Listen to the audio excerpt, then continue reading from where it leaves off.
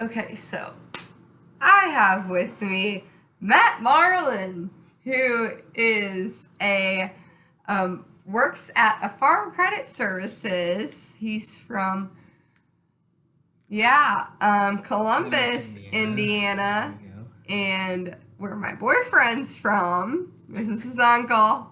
He came and watched one of the basketball games this weekend. Decided to stay for this interview with me. So thank you, Matt. I have a question for you. As a Tesla owner, you have probably seen some smog before. Can you describe to me a time that you saw a lot of smog pollution or severe pollution? Okay, well, living in rural Indiana, I don't get to see much smog, but my niece does live in the Los Angeles area, so I've been out there to visit her several times.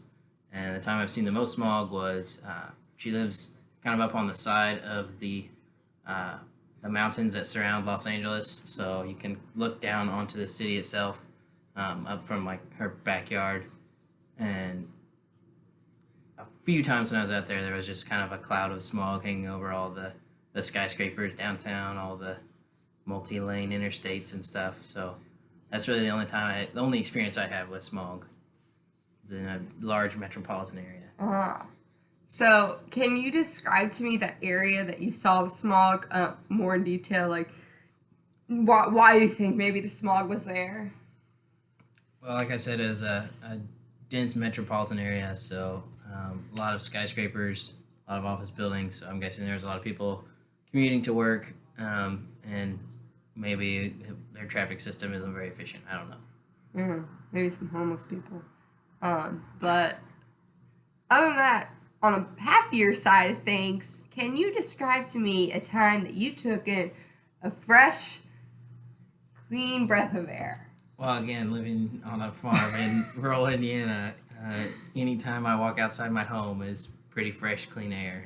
Yeah, So, not a lot of traffic no. there. Okay. And then, so what made you want to be greener and purchase a Tesla, Mr. Marlin? Well, the main driving force behind me purchasing a Tesla was the green in my wallet. So I did the math with the electricity rate we pay for electricity in my area of the country.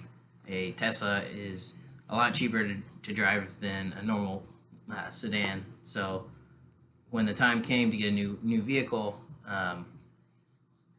I decided instead of a normal vehicle I might get around 30 miles a gallon to get the Tesla, and I can operate it for much less money. Also has the added benefit of being super cool. It's really quick. It can drive itself. It has lots of technology, and so I really like it for all of those reasons. Okay. And then, is there any flaws that a Tesla might have? So the main drawback I see to a Tesla is that it can only be used, pretty much can only be used in a small area. So it has a range of about 250 miles. Ours has a range of about 250 miles. Um, and so that's just enough to drive from my home to Purdue for basketball games. I can plug it into the supercharging station here in Lafayette, can charge up during the basketball game, and I can drive it back home. But the drawback is you can't really take it, like if you wanted to go on a cross country road trip or you wanted to go somewhere farther than about 2 hours away, you can't really do that. Tesla does have supercharging stations scattered across the country, but it takes about an hour or a little over an hour to charge your battery up fully, even though it runs at like 600 volts DC, but it still takes about an hour to fully charge your car. And if you're trying to go on a road trip, you don't want to stop for an hour every 2 hours. It's just not efficient. So Yeah. it's really nice if you're staying pretty close to home all the time, which is what most people do most of the time. But long trips, it's not very good for. Yeah, that doesn't sound very fun. Well, thank you, Matt, for meeting with me today. We obviously traded hats. I have the John Deere hat, and he has my Purdue one. So, boiler up. Hammer Let's down. hammer down.